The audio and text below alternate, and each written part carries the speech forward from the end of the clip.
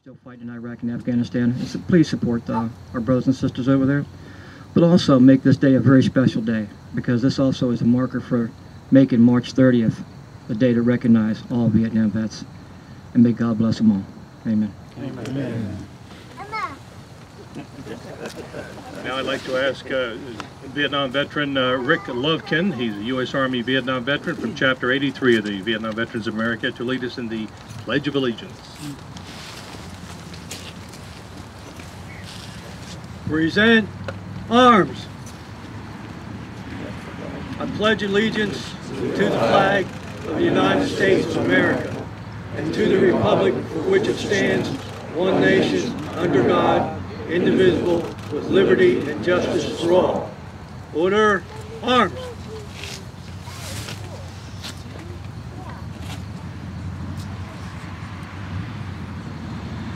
Brother and sister veterans, elected officials, Governor Markell, special friends, and members of the public, welcome to this day made special for a number of reasons. This date was suggested as a day by House Bill 472's originators when people would be paying attention to sacrifice. I pray for those whose lives were taken 9 years ago today. I say a prayer of thanks for this bill and the recognition it gives to Vietnam veterans. And I especially thank our Father in heaven for our late father who raised 9 children despite serious injuries in World War II.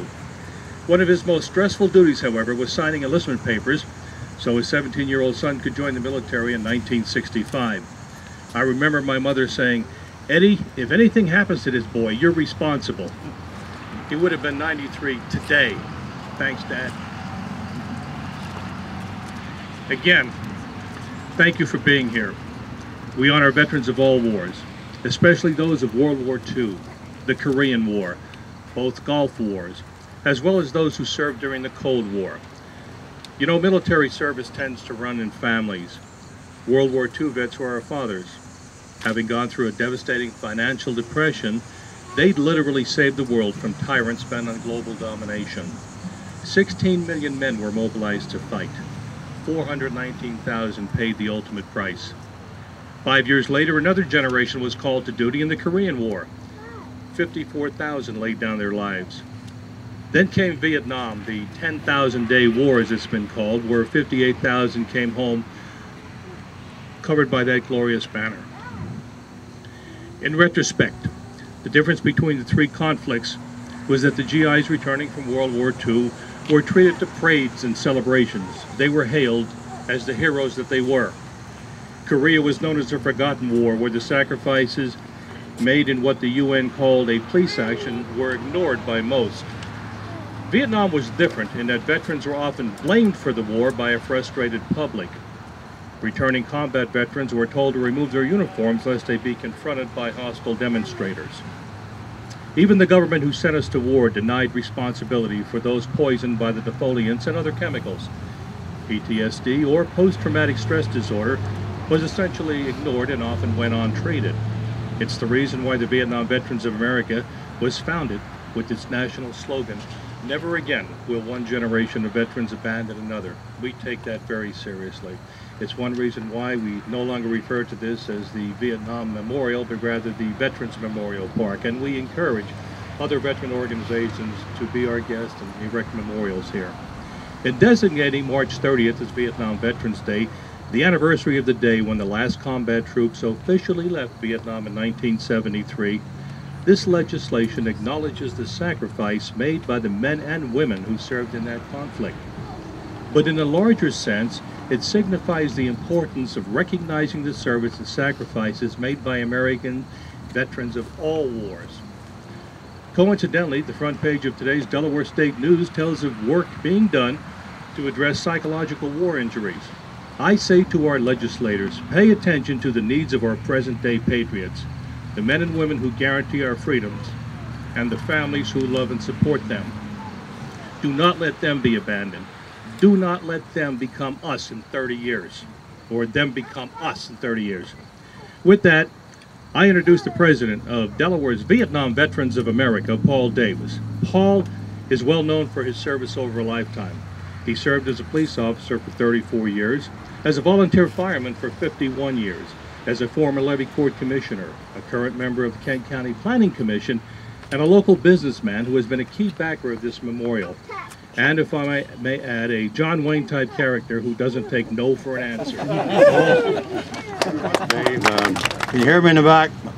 Okay. Thank you very much for that introduction. Governor Markell, members of the General Assembly, House and the Senate, Kent County Levy Court, and all elected officials that are here today.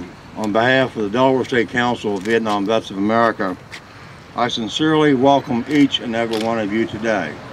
And most importantly, as President of the Vietnam Vets of Delaware, I welcome my brothers and my sisters that are here today that served in the Republic of South Vietnam. What a wonderful day to celebrate this legislation that our General Assembly has done for us.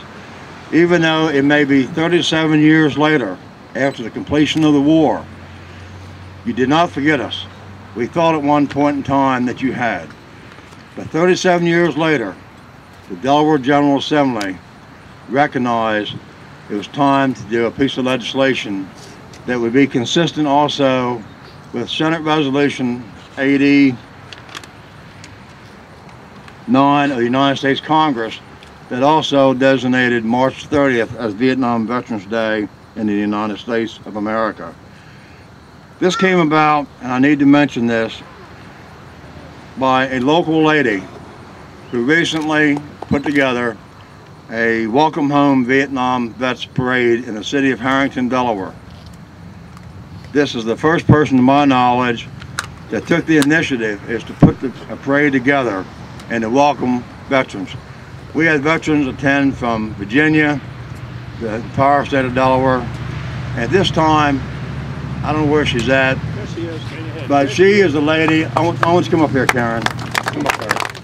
I want to recognize her because this was the lady that went, I think, to Representative Bob Alton and said, you know, I think we need to have a Vietnam Veterans Day in the state of Delaware. God bless you. Thank you for what you've done for us, and you will always be with us. This is our sister. Thank you.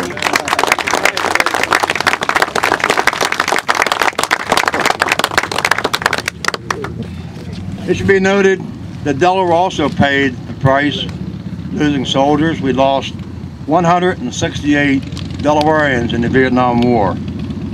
28 of them were in Kent County, Delaware. That's why our chapter works so hard, is to put this memorial together with the help of many of you that made donations, purchased bricks, which we're still selling, by the way, and we thank you so much for that. 37 years later, I will tell you, even though times are rough for many Vietnam vets, we can forgive, but we will never forget what happened. Everyone can be forgiven. That's God's will. But we will never forget, and we mean that very sincerely. We will also never forget the sacrifices that's been made in Afghanistan and Iraq. The Vietnam veterans are going to stand side by side. We will not allow them to go through the issues that many Vietnam veterans did, and the issues they had to deal with, being spit on, called names, difficulty in getting disability benefits. The Vietnam vets will never abandon those guys. Believe me, when they come home, and we need your support. For those that are there today, is to fight the war on terrorism. It's serious, it's for real.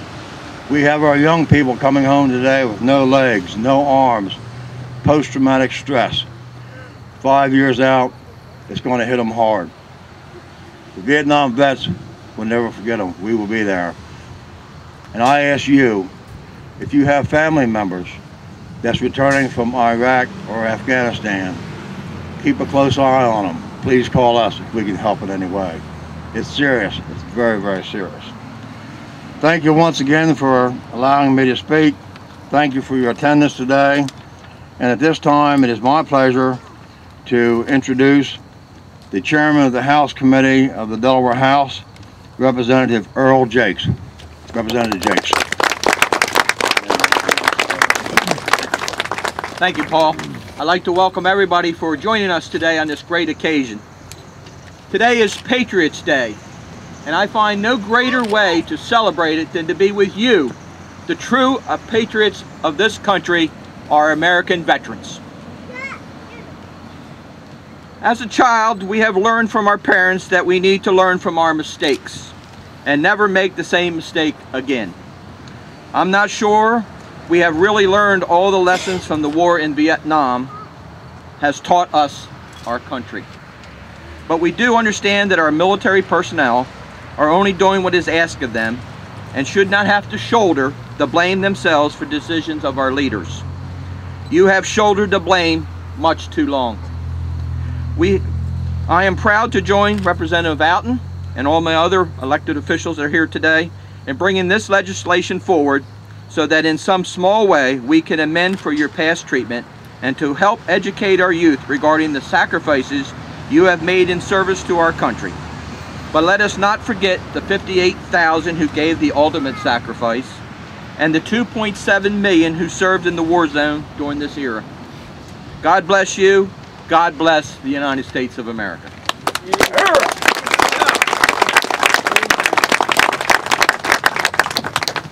Thank you so much for the comments. This time it's my honor and my pleasure to introduce the governor of the state of Delaware, Jack Markell, who will make a few comments, and then it will be followed by the actual bill signing. And at that time, we're going to be moving the table from here in front of the monument. And I would ask that the other two presidents, that's Chapter 546 in Sussex, and also 850 Kent County, if they would please join the governor and myself at the table for the bill signing. Governor Markell.